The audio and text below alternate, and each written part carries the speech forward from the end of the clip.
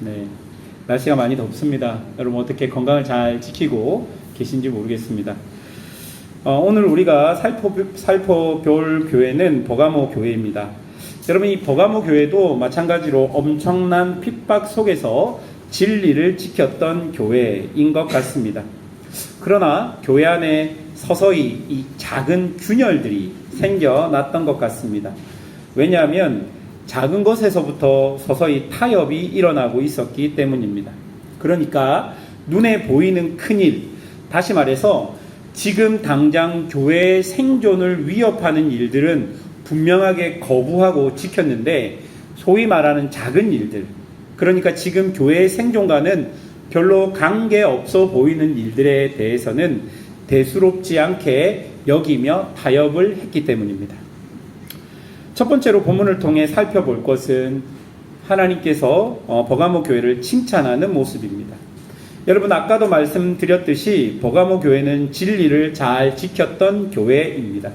이것을 이해하려면 이 버가모라는 지역을 먼저 이해해야 합니다. 이 지역은요, 언덕 위에 세워진 군사적 요충지와 같은 도시였습니다. 그래서인지 그 소아시아 지역을 관할했던 로마 총독이 이 버가모라는 지역에 거주하고 있었습니다. 여러분 이 로마 총독은요, 재판권을 가지고 있었고 세금 징수권을 가지고 있었고 군사를 지휘할 수 있는 권한을 가지고 있었고 종교 허가권 등을 가지고 있었습니다. 되게 강범위한 권한을 가지고 있었던 사람입니다. 그 중에서도 가장 뛰어난 권한은요, 칼의 권리라고 불리는 사형 집행권이었습니다. 로마가 관할하는 그 도시에서는요, 사형을 마음대로 줄 수 없었고 로마 총독이 사형이라고 말해야지만 사람을 법적으로 죽일 수 있었던 것입니다. 로마의 총독은 자신이 관할하는 속주에서 사형의 여부를 결정할 수 있고 집행할 수 있는 권한이 있었던 것이죠. 그래서 사람들은 버가모, 그 로마 총독이 거주하는 그 버가모라는 도시를 칼의 도시라고 불렀습니다. 총독이 가지는 이 사형 집행권이 정의의 칼이라고 사람들은 부르곤 했던 것입니다. 그런데 여러분 그 시대에 그 버가모 혹은 로마의 정의란요, 옳고 그름의 영역이 아니었습니다. 그것은 힘의 영역이었던 것이죠. 가장 힘이 강력한 로마, 가장 힘이 강력한 권력을 가진 그 자들이 곧 법이고 정의였다라는 것입니다. 그런데 여러분 오늘 본문이 시작하는 12절에 예수님께서 자기를 뭐라고 소개합니까? 좌우의 날성 검을 가지시니라고 소개하는 것을 볼 수 있습니다. 버가모 교회 사람들에게는요, 로마의 힘, 로마의 칼이 그게 진정한 정의라고 버가모 사람들은 생각했는데 예수님은 그게 아니라는 것입니다. 총독이 가진 정의의 칼, 곧 사형 집행권보다 더 강력한 하나님의 말씀, 그 속에 있는 하나님의 언약과 사랑이 더 강력하다라는 것을 이 좌우의 날성검을 가지신 이라고 예수님을 소개하면서 우리에게 말해주고 있는 것입니다. 또한 여러분 이 버가모 지역은요, 우상 숭배에 특화된 지역이었습니다. 그곳에는 제우스 신전이 있었고요, 치유의 신인, 이 이름이 어렵습니다. 아스클레오피스라는 신전이 있었습니다. 디오니소스의 신전도 있었고 아테나라는 여신의 신전도 있었습니다. 그리고 총독이 거주하는 곳이었기 때문에 로마 황제를 제도적으로 숭배하는 곳이기도 하였습니다. 여러분 이 자료를 보면요, 로마 지역, 그러니까 소아시아 지역에서 가장 먼저 황제 숭배를 공식적으로 시작했던 곳이 버가모라는 지역이었다라고 말합니다. 그래서 13절에 거기는 사단의 권자가 있는 곳이라고 말합니다. 여러분 학자들은 보통 고고학적 발견을 통해서 우리에게 내어놓는 것이 그 버가모라는 지역이 높은 언덕에 있었지 않습니까? 그 언덕의 가장 높은 곳에 하나의 신전이 있었는데 제우스 신전이라고 합니다. 그 제우스 신전이 성경에 말하는 사탄의 권자라고 해석하기도 하는 것이죠. 여러분 왜 버가모라는 지역의 가장 높은 곳에 그 제우스 신전이 있었겠습니까? 이 버가모라는 지역이 누구의 통치를 받는다고요? 제우스의 통치를 받는 곳이라는 그 의미가 있는 것이죠. 예전에 제가 이 설교를 하면서 사람들에게 그 질문을 했습니다. 여러분, 우리나라에서 가장 능력이 뛰어난 절이 어딘 줄 아십니까? 불교의 옛날에 좀 아셨던 분들, 우리나라에서 그 조계종 스님들 중에서 우리나라의 1번 가는 절은 여기다 라고 말하는 절이 어디였겠습니까?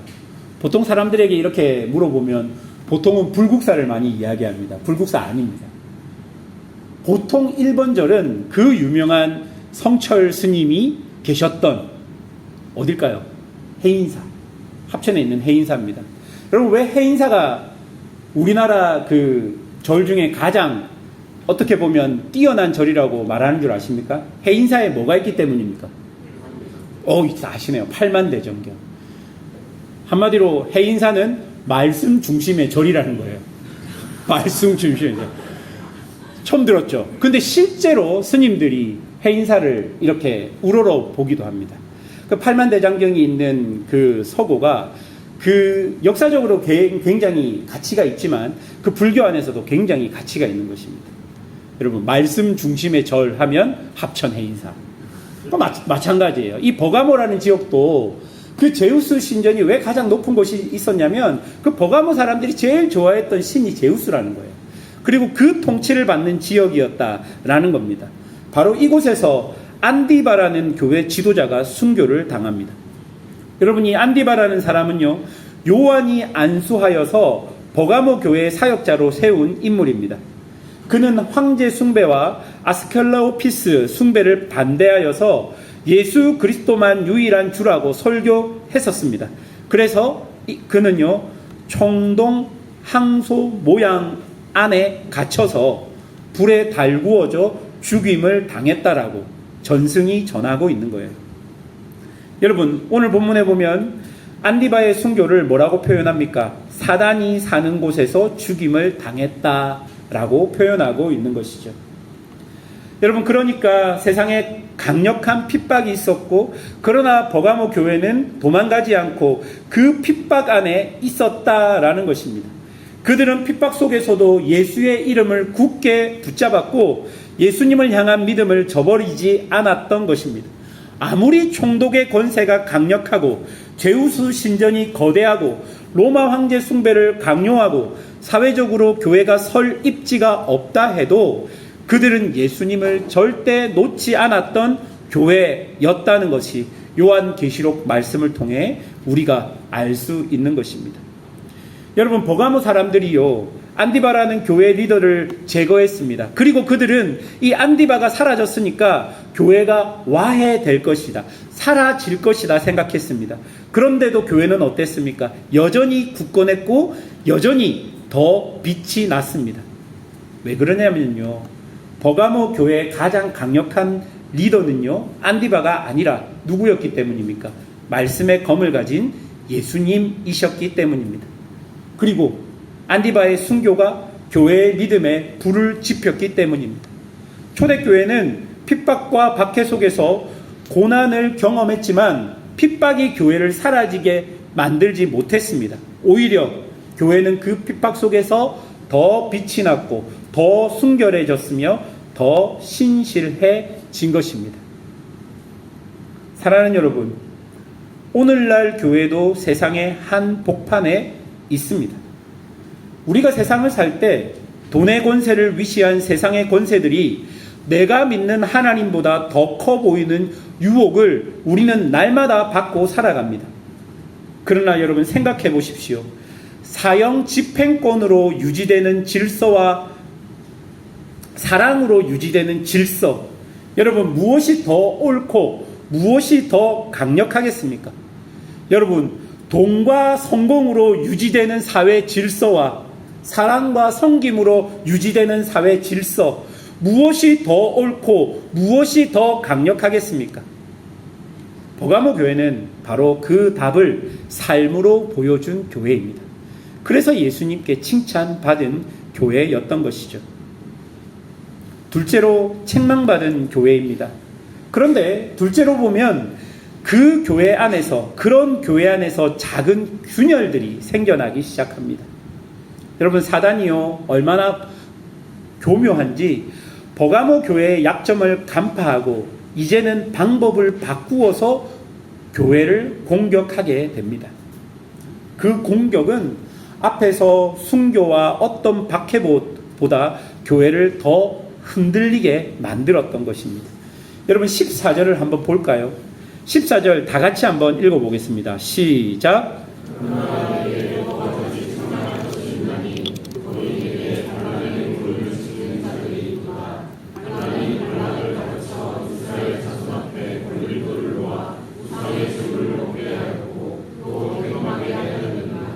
여러분, 14절의 발람의 이야기는 민수기 22장과 24절에 나오는 이야기입니다. 발람의 꾀를 따라서 이스라엘 자손이 부올에서 모압 여인과 음행했고 여호와께 범죄하였다고 민수기 31장 16절이 이야기합니다. 여러분, 많은 학자들이 발람이라는 이름의 뜻을 백성을 삼키는 자, 백성을 파괴하는 자라고 봅니다. 그리고 이 히브리어를요, 헬라어로 바꾸면 니골라라는 이름이 된다라고 합니다. 니골라라는 것도 백성을 정복하는 자, 백성을 지배하는 자라는 의미가 있는 것이죠. 오늘 본문을 기록한 사도 요한이 발람과 니골라당을 나란히 두어서 발람의 교훈과 니골라당의 교훈을 우리에게 보여줍니다. 똑같이 백성을 무너뜨리는 같은 뿌리의 유혹인 것을 말해주고 있는 것입니다. 여러분, 니골라당은 구약의 발람처럼 교묘하게 백성을 깨어서 죄를 짓게 만드는 존재였습니다. 이들은요, 교회 밖에 있는 존재들이 아니라 교회 안에 있는, 교회 안에서 교회를 혼란스럽게 만드는 존재였습니다. 여러분, 역사적으로 보면 니골라당은 교회 안에서 사람들에게 어쩔 수 없이 우상의 제단에 참석하고 어쩔 수 없이 우상의 음식을 먹고 음란에 참석하는 것이 괜찮다라는 말로 교회 사람들을 유혹하기 시작했던 것입니다. 여러분, 살다 보면요, 우리 입에서 어쩔 수 없이라는 말이 신앙의 타협을 종용할 때가 있습니다.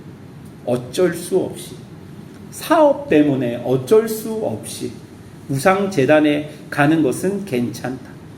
장사 때문에 어쩔 수 없이 명목상 우상 숭배는 괜찮다. 여러분, 이때부터 우리를 유혹하는 자들이 사용하는 방법은요, 작은 것부터 조금씩이라는 것이었습니다.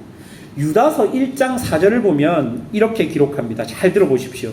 이는 가만히 들어온 사람 몇이 있음이라. 그들은 옛적부터 이 판결을 받기로 미리 기록된 자니 경건하지 아니하여 우리 하나님의 은혜를 도리어 방탕한 것으로 바꾸고 홀로 하나이신 주제 곧 우리 주 예수 그리스도를 부인하는 자니라. 여러분, 이 유다서 1장 4절을 보면요, 어떤 존재들이 있습니까? 가만히 들어온 자들이라는 그런 존재들이 있습니다. 여러분, 이 말은요, 몰래 들어왔다는 말입니다. 특수훈련을 받은 군인처럼 침투했다는 말입니다. 그렇게 가만히 들어온 자들이 교회 안에서 처음에는 신뢰를 얻기 위해서 무엇이든 열심히 하는 것입니다. 그리고 신뢰를 얻고 나면 점차 융통성이라는 말로 하나씩 교회 사람들을 타협하게 만들어 가는 것이죠. 그래서 결국 어떻게 됩니까? 하나님의 은혜를 도리어 방탕한 것으로 바꾸게 만드는 것입니다. 그리고 그 이후에 예수가 그리스도인 것을 부인하게 만드는 지경까지 이르게 한다라고 성경은 말합니다. 여러분, 성경은요, 사단을요, 무시무시한 울부짖는 사자라고도 말하지만 우리를 찾아올 때는 그 울부짖는 사자가 광명의 천사로 우리를 찾아온다고 말합니다. 이런 유혹은 오늘날 우리에게도 여러 얼굴로 찾아오게 됩니다. 여러분, 그 중에 가장 광명의 천사로 우리에게 찾아오는 사단의 얼굴이 무엇입니까? 물질과 성공에 대한 그런 모습으로 우리에게 찾아오는 것입니다. 여러분, 물질과 성공에 대한 태도가 우리 마음에 가장 조용히 파고드는 니골라당의 얼굴 중 하나라고 생각해 보게 됩니다. 여러분, 오해하지 말고 잘 들으십시오. 돈 자체가 악한 것이 아닙니다. 교회도요, 재정이 있어야 교회 사업을 할 수 있습니다. 그러니 돈 자체는 죄가 아닙니다. 여러분이 지혜가 있다면 세상에서 거룩하고 성실한 마음으로 돈을 많이 버십시오. 사업하시는 분들 하나님의 방법으로 성공하십시오. 그것이 하나님의 뜻입니다. 그것을 부정하는 것이 아닙니다. 돈 자체가 죄가 아닙니다. 우리는 여러분, 돈을 가지고 사람을 세우고 복음을 전합니다. 문제는 돈이 아니라 우리가 누구를 의지하느냐가 문제인 것입니다. 예수님은 하나님과 재물을 겸하여 섬길 수 없다라고 하셨습니다. 그런데 우리가 이 세상을 살다 보면 돈만큼요, 인풋과 아웃풋이 분명하게 눈에 보이는 것이 없다 보니까 나도 모르게 하나님보다 돈을 먼저 신뢰하게 되는 경우들이 있다라는 것입니다. 하나님이 없으면 불안하지 않은데 돈이 없으면 불안하게 되는 것이죠. 하나님이 풍성할 때는 풍성함이 느껴지지 않는데 내 통장에 돈이 풍성할 때는 풍성함이 느껴진다는 것입니다. 요 최근에 뉴스를 보면 주식이 폭락했다, 그래서 정신병원에 사람들 예약이 늘었다, 내 머리지가 어떻다, 저떻다, 그런 말들을 들으면서 사람들이 불안에 떱니다. 여러분, 교회를 다니는 사람들이 하나님이 나에게 없는 것 같은 마음이 들 때 불안해야 되는데 그런 데는 전혀 불안을 안 느낍니다. 그럴 수도 있지요. 그렇게 우리도 모르는 순간에 나의 생각과 가치관이 바뀌어 버리는 것입니다. 그런데 여러분, 이런 일이 처음 시작될 때는 우리 마음에 조금의 양심의 가책이 느껴지기도 합니다. 그런데 여러분, 이 양심의 가책이 느껴질 때 돌이키면 되는데 이 양심의 가책이 느껴지는데도 불구하고 내가 물질을 의지하는구나, 그게 느껴짐에도 불구하고 의지하지 않는 척 내 마음을 감추어 버리는 것이죠. 이렇게 교회가, 이렇게 성도가 자기도 모르게 가식적인 사람으로, 가식적인 공동체로 변해가는 것입니다. 여러분, 이것은요, 남을 향한 손가락질이 아니라 먼저 저 자신과 우리 모두를 향한 물음인 것입니다. 여러분, 우리 교회는, 그리고 내 마음은 이렇게 교묘하게 들어온 것이 없는지를 살펴보라는 것입니다. 정치, 돈, 관계, 성공, 세상의 가치관, 칭찬, 평가, 불만, 편나눔 등등 마음속에 강명의 천사로 들어와서 점점 우리를 하나님께로 멀어지게 만드는 것이 무엇이냐는 것입니다. 조금 더 직접적으로 우리에게 적용해 보면, 여러분, 이렇게 가만히 들어오는 것이 조금씩 우리의 신앙의 체질들을 바꾸어 놓고 있는 것이 아닐까 생각해 봅니다. 어쩌면 당연했던 신앙의 행동들이 점점 고민되고 생각해야 하는 것으로 이렇게 바뀌어 버린 것들이 있지 않습니까? 여러분, 그리스도인이 주일에 예배드리는 것이 왜 선택하고 생각해야 되는 것입니까? 당연했던 것 아닙니까? 그리스도인들이 어려울 때 기도하는 것 당연한 것이 아니었습니까? 그런데 여러분, 그것이 언제부터인가 선택의 영역으로 넘어가게 되는 것입니다. 그리스도인이 당연히 하나님의 말씀을 보고 그 말씀을 따라 살아가는 것 당연한 것 아닙니까? 여러분, 세례받을 때 그렇게 고백하지 않았습니까? 그런데 그 가만히 들어온 것들이 이렇게 당연한 것들을 이제는 당연한 것이 아닌 선택해야 되는 것, 특별한 것으로 우리 안에서 바꾸어 버리게 만들었던 것입니다. 여러분, 버가모 교회는 큰 핍박과 고난을 이겨냈습니다. 하지만 아무것도 아니라고 생각했던 아주 작은 시험에 넘어졌습니다. 마치 냄비 속의 개구리처럼 물이 점점 따뜻해지다가 죽어버린 것이죠. 분명 위기인데 그것을 인지하지 못하고 눈도 멀고 귀도 멀어서 아무것도 모르는 것, 이것이 진짜 무서운 것입니다. 여러분, 세 번째로, 그렇다면 우리는 어떻게 해야 합니까? 예수님은요, 버가모 교회에게 벼락 같은 목소리로 회개하라 명령하십니다. 회개하라. 여러분, 정신 바짝 차릴 것을 이야기하는 것입니다. 회개는요, 단순히 반성하는 게 아닙니다. 행동의 전환을 의미합니다. 반성만 하는 것은 회개의 성경적 의미가 아닙니다. 성경은 반드시 행동의 전환을 요구합니다. 그리고 그렇게 하지 않을 경우 예수님은 내 입의 검으로 그들과 싸우겠다 말씀하십니다. 즉 좌우의 날선 검과 같은 말씀으로 그들의 정체를 밝혀내겠다 이야기하는 것이죠. 내가 스스로 보지 못하는 균열을 주님께서 말씀의 빛으로 드러내 주시겠다 말하고 계시는 것입니다. 여러분, 오늘 말씀을 들으면서 여러분 안에서 양심의 가책을 느끼는 작은 균열들이 있고 그것이 발견되었다면 어떻게 해야 합니까? 회개해야 돼요. 그런데 지금도 내 마음에 그 작은 균열이 발견되었음에도 불구하고 목사님이 오늘은 설교가 좀 세네. 그래. 이렇게만 하면 여전히 변화 없이 여전히 아무 은혜 없이 그렇게 지나갈 수밖에 없는 것입니다. 말씀이 빛이 비출 때 그 말씀에 꼬꾸라지는 거예요. 그 말씀에 내 안에 하나님이 주신 은혜로 그 말씀대로 살아보겠다라는 고백들이 있어야지 말씀이 우리를 주장하기 시작하는 것입니다. 그리고 17절, 회개하고 이기는 자에게 놀라운 3가지 약속을 주시는데요. 17절을 보면 이기는 그에게는 내가 감추었던 만나를 주고 또 흰돌을 줄 터인데 그 돌 위에 새 이름을 기록한 것이 있나니 받은 자 밖에는 그 이름을 알 사람이 없느니라.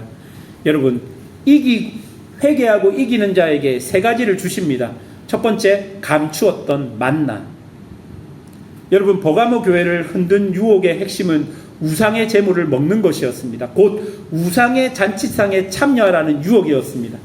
그런데 예수님은 세상의 상, 우상의 상을 물리치는 자에게 뭘 주시겠다는 것입니까? 하늘의 참된 양식, 감추었던 만나를 주시겠다 말합니다. 광야에서 하나님이 만나로 이스라엘을 먹였던 것처럼 세상의 상을 거절하는 자에게 하나님이 친히 먹이시고 책임지시겠다는 약속을 주시는 것입니다. 우리가 세상의 상을 물리칠 때 굶어 죽는 거 아닙니다, 여러분. 하나님께서 하늘의 상으로 우리를 채우시겠다 약속하시는 것입니다. 두 번째로 우리에게 주는 약속이 무엇입니까? 흰돌입니다. 여러분, 버가모라는 도시는 칼의 도시, 재판의 도시였습니다. 여러분, 그 시대의 배심원들은요, 유죄와 무죄를 흰돌과 검은 돌로 표결했다고 합니다. 여러분, 흰돌이라는 말은 무죄라는 뜻입니다.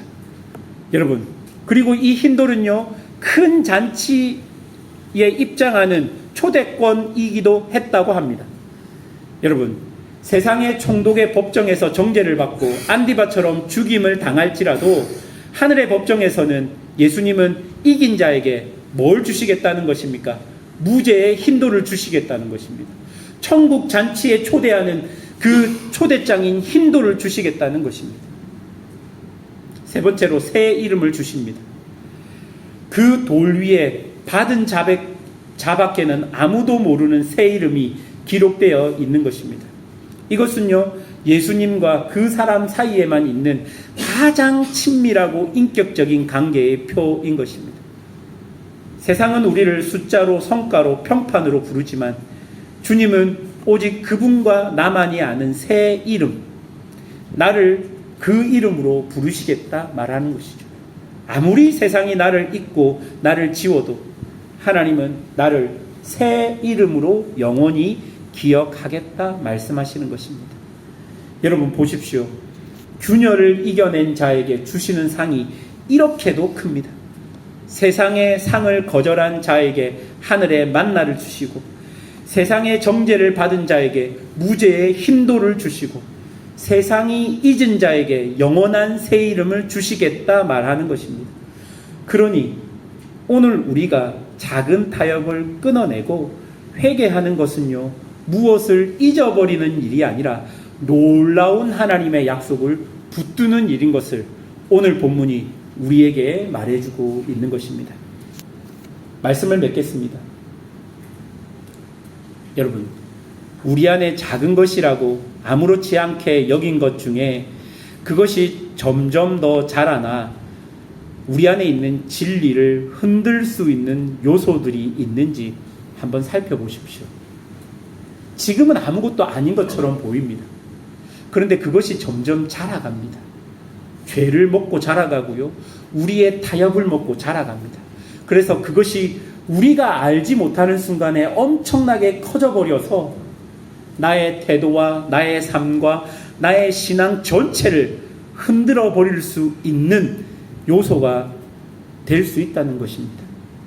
버가모 교회는 큰 핍박은 이겼으나 작은 타협에는 넘어진 교회입니다.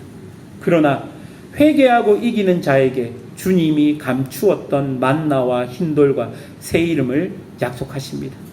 오늘도 말씀의 빛 앞에서 우리의 균열이 정직하게 드러나지고 거룩하고 성실한 예수님과 동행하며 마침내 이기는 자에게 주는 그 상을 받는 우리 사랑하는 성도들이 되시기를 주님의 이름으로 축원합니다. 함께 기도하겠습니다.